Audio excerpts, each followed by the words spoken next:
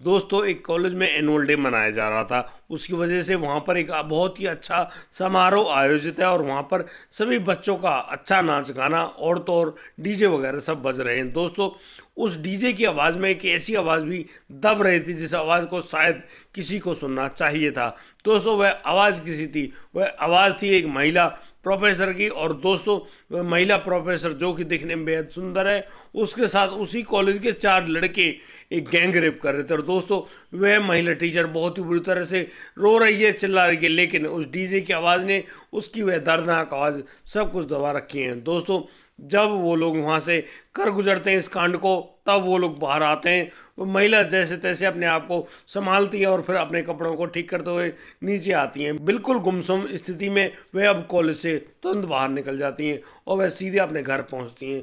दोस्तों आखिर वह महिला कौन थी और क्यों उसके साथ ये गैंगरेप हुआ, और तो और वो 4 लड़के कौन थे जिन्होंने इस दर्दनाक कांड को अंजाम दिया। और दोस्तों उसके बाद इन लोगों ने उस महिला के साथ कुछ ऐसी दरिंदगी करी जिसको जानकर आप और भी ज़्यादा हैरान रह जाएंगे। दोस्तों आज की कहानी को बिल्कुल भी मिस मत कीजिएगा।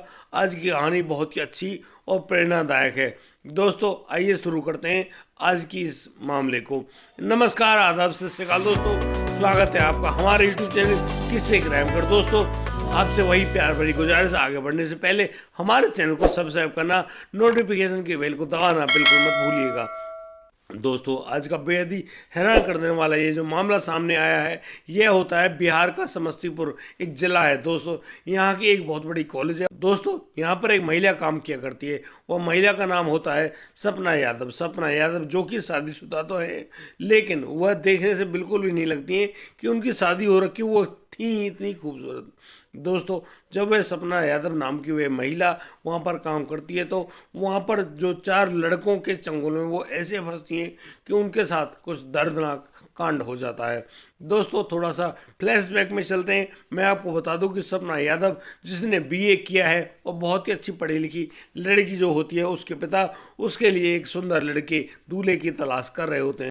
एक दिन उनके पिता को वह लड़का भी मिल जाता है। दोस्तों ये लड़का होता है नीरज यादव। नीरज यादव जो कि ट्रांसपोर्ट का काम किया करता है, पढ़ा लिखा भी है और काफ़ी समझदार भी महसूस होता है। दोस्तों उसके पास 4-5 गाड़ियाँ ऐसी जिन गाड़ियों के साथ वह अपने ट्रांसपोर्ट को बहुत ही अच्छे तरीके से चला रहा होता है। दोस्तों जिस प्रकार से नीरज कमा रहा है, बस उसकी कमाई को, उसके रहन सहन के तरीके को देखकर सपना के पिता बहुत ही खुश होते हैं और बस उस लड़के को अपनी बेटी के लिए वर चुन लेते हैं। और दोस्तों अब जो सपना यादव है उनकी शादी हो जाती है उस नीरज यादव से। दोस्तों सपना जो कि बहुत सुंदर लगी थी, उसकी शादी में वह जब नीरज से शादी करती है तो नीरज भी बहुत खुश होता है कि वाकई में उसकी पत्नी बहुत ही ज़्यादा खूबसूरत है। और दोस्तों धीरे धीरे उनका परिवार आगे बढ़ने लगता है। दोस्तों जैसे जैसे नीरज पैसे कमा रहा है, दोस्तों मैं आपको बता दूं कि पैसे में बहुत ही सारे अवगुण भी होते हैं। जैसे जैसे ये पैसा मनुष्य के पास बढ़ता है, उसके शरीर में, उसके हालात में कुछ ऐसे अवगुण पैदा हो जाते हैं दोस्तों, उसकी वजह से उस व्यक्ति को बहुत ही बुरी स्थिति से गुजरना पड़ता है। दोस्तों वही हाल हुआ नीरज के साथ। अब नीरज को शराब पीने की लत लग जाती है। दोस्तों अब तो रोज़ाना नीरज वही शराब पी कर आता है और दोस्तों अपनी पत्नी सपना यादव के साथ मारपीट क्या करता है। दोस्तों यहाँ शराब ही नहीं, उस नीरज के साथ एक और बुरी लत लग गई थी, वह होती है जुआ। दोस्तों वह जुआ खेलने का बहुत बड़ा शौकीन बन जाता है और दोस्तों उसी जुआ खेलने की वजह से वह अब उसी ट्रांसपोर्ट के सारे जो गाड़ियां होती हैं उन सबको बेच खाता है। यानी कि सारी गाड़ियां चली गई। और तो और हैरानी तो तब होती है जब नीरज यादव का जो पुश्तैनी मकान है वह तक बिक जाता है। दोस्तों अब वो लोग रोड पर आ गए, लेकिन नीरज ना तो अपनी शराब पीने की आदत को छोड़ता है, ना ही जुआ खेलने की आदत को। दोस्तों जिस प्रकार से नीरज इस प्रक्रिया को कर रहा था, वह दर दर की ठोकरें खाने के लिए मजबूर हो गया था।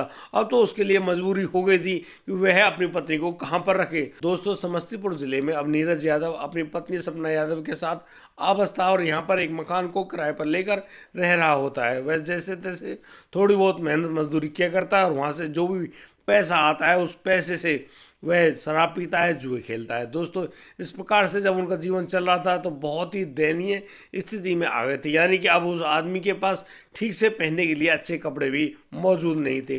दोस्तों वही स्थिति उस सपना यादव के साथ हो रही थी। सपना यादव जहां अपने पिता से जब भी बात करते हुए कहती कि यार उनकी तो ज़िंदगी बहुत ही ख़राब हो गई है, तुमने मुझे कैसे घर में ब्याह दिया।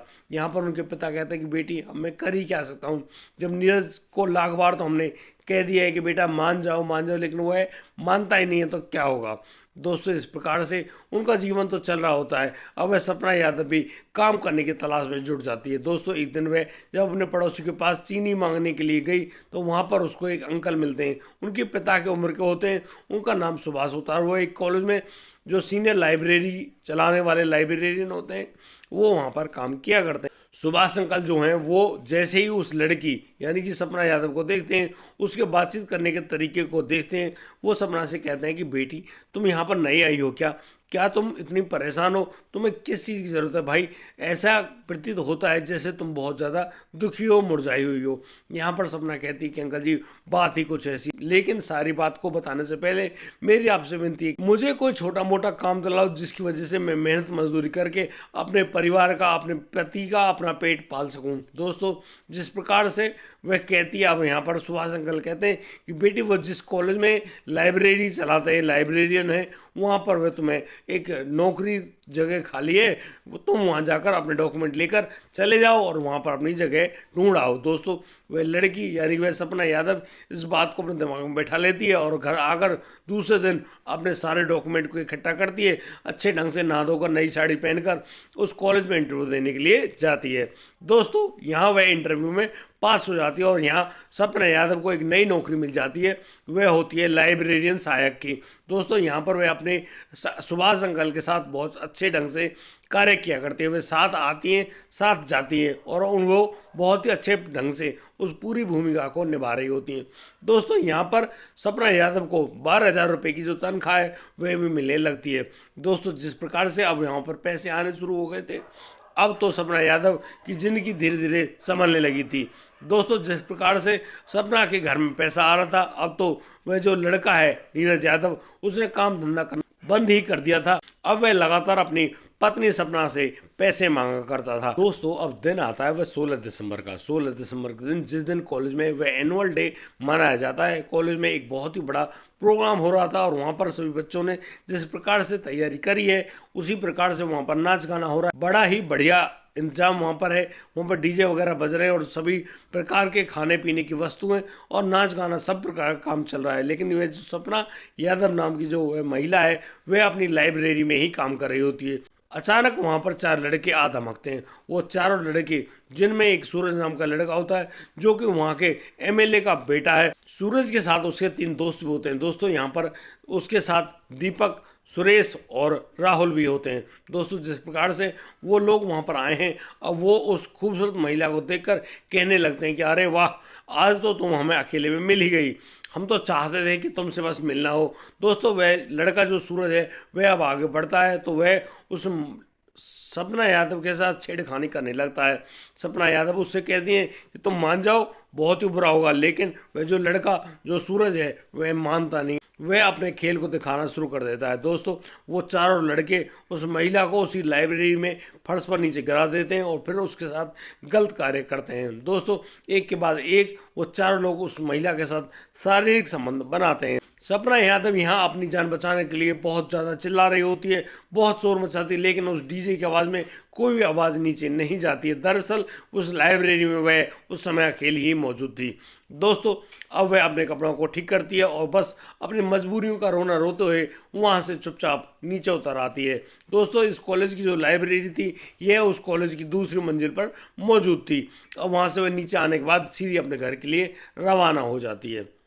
दोस्तों उस हादसे के बाद अब तो वह जो सपना यादव है गुमसुम सी रहने लगी थी और अक्सर कॉलेज में आती ना तो उसके चेहरे पर कोई मुस्कुराहट थी, बस दुख दर्द ही झलकता था। दोस्तों उसके इस परेशान चेहरे को देखते हुए वहाँ पर जो स्पोर्ट्स टीचर है यानी कि जिनका नाम दीपक साहू है वो अब उनको देखते हैं और कहते हैं कि भाई तुम ऐसे क्यों रहती हो, आखिर ऐसी क्या परेशानी है।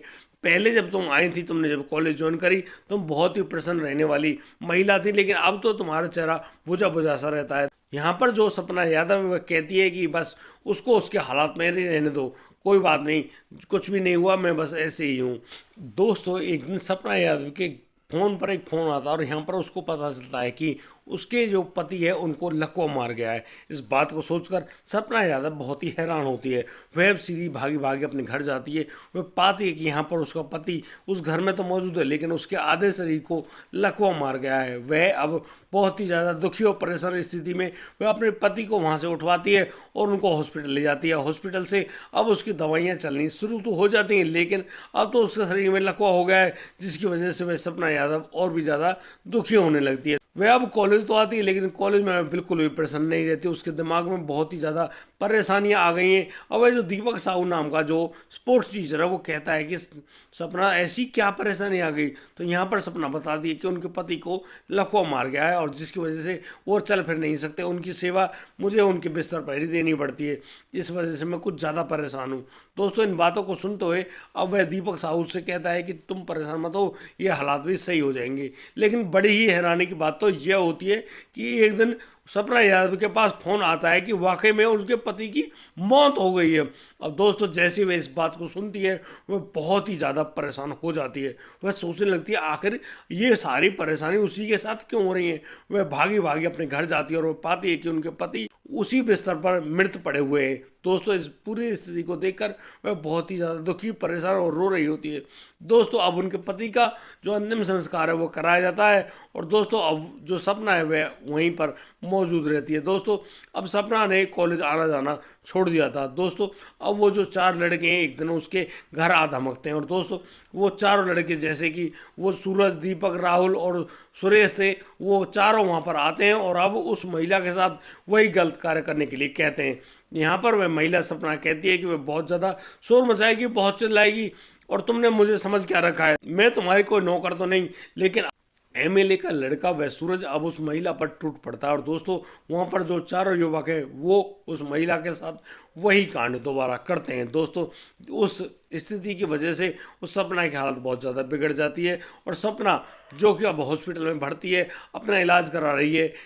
सपना जब हॉस्पिटल में होती है तो उसके पास एक फ़ोन आता है। वह फ़ोन होता है दीपक साहू नाम के उस स्पोर्ट्स टीचर का। दोस्तों अब जो दीपक साहू जब सपना से पूछते हैं कि तुम कहाँ पर हो, सपना उसको सारी बात बता देती है। दोस्तों अब दीपक साहू उससे मिलने के लिए उस हॉस्पिटल आते हैं और यहाँ पर जब सपना से पूछताछ कर रहे होते हैं, उसे पूछ रहे होते हैं भाई क्या हुआ, क्यों परेशान हुई और क्यों यहाँ पर भर्ती हो, तो यहाँ पर वह बताती कि उसकी तबीयत बहुत ज़्यादा ख़राब है।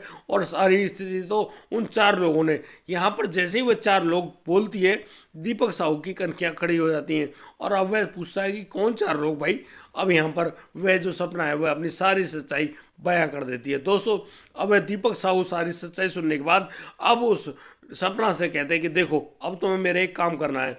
वह काम है कि तुम्हें उन 4 लोगों को अपने पास बुलाना है। सपना की जैसे ही तबीयत ठीक होती है सपना अब अपने घर लौटती है और एक दिन उस सूरज के पास फ़ोन करती है और फ़ोन करके उससे कहती कि अरे यार तुमसे मिले हुए तो मेरे काफ़ी दिन बीत गए, मैं चाहती हूँ कि तुम मेरे पास आओ और बस हम उसी प्रकार से रंग रलिए मनाएं, क्योंकि मुझे तुम्हारी आदत हो गई है। दोस्तों जब इस प्रकार की बातें सुनता है सूरज वह दौड़ा भागा चला आता है। सपना के बुलाए जाने पर अब वो चारों छात्र अब उसके घर आ जाते हैं और यहाँ पर जो सपना है उनका बहुत अच्छे से स्वागत करती है और उनको कोल्ड ड्रिंक पिलाती है। दोस्तों उस कोल्ड ड्रिंक को पीने के बाद वो चारों लोग वहीं पर बेहोश होकर गिर जाते हैं, उनको मूर्छा सी आने लगती है और वहीं पर अब आ जाता है वह दीपक साहू नाम का वह टीचर और वह अब अपने गमछे को लेता है और अब उन चारों की गला घोट कर वहीं पर हत्या कर देता है। दोस्तों जिस प्रकार से दीपक साहू ने यह सारा काम किया वह अब सपना से कहता है कि सपना अब यहाँ से भाग चलो और हम लोग चलते हैं और देखो तुम्हारे पास भी ऐसा कोई नहीं है और मेरे पास भी ऐसा कोई नहीं है। मैं तुमको चाहता हूँ और तुमसे प्यार करता हूँ। मैं तुमसे चाहता हूँ कि तुम मेरे साथ शादी कर लो और हम लोग यहाँ से भाग खड़े होते हैं। दोस्तों अब यहाँ पर वह जो सपना है वह दीपक साहू की बातों पर एतबार करती है और बस वो दोनों अब वहाँ से भाग खड़े होते हैं। और दोस्तों वो लोग कहाँ गए, कैसे गए, किसी को कोई जानकारी नहीं होती। लेकिन यहाँ पर एमएलए वगैरह उनके बच्चों के जब फ़ोन घनघनाने लगते हैं तब जाकर पता चलता है कि यहाँ पर तो इस कमरे में वो चारों लड़के मृत पड़े हुए हैं। दोस्तों अब पूरा मामला दर्ज कर लिया जाता है पुलिस के पास और पुलिस अब लगातार ढूंढ रही होती है उन लोगों को जिन लोगों ने यह हत्या करी है। आखिर वो लोग कौन थे, उनके बारे में किसी को कोई जानकारी नहीं है। दोस्तों, आज भी ऐसे बहुत से लोग मौजूद हैं, वो लोग जो कि बड़ी राजनीतिक पार्टी या फिर मंत्री पद होने के नाते अपने आप को काफ़ी ज़्यादा रसूखदार समझते हैं और फिर वो ऐसे लोगों पर अत्याचार करते, वो अत्याचार करके बहुत ही ज़्यादा खुश भी होते हैं, लेकिन उनको नहीं पता भगवान की नज़र में यह बहुत ही गलत कार्य है। और दोस्तों, जब भगवान अपनी चलाते हैं तो अच्छे अच्छे मंत्री और मंत्री पद रखे रह जाते हैं। दोस्तों, आज की कहानी में सिर्फ इतना ही। बहुत जल्द मिलता हूँ, एक नया प्रोग्राम लाता हूँ। तब तक के लिए आप बढ़िया रहें, बेहतर रहें, सावधान रहें, सतर्क रहें, क्योंकि ऐसा कुछ भी हो सकता है। जय हिंद, जय भारत।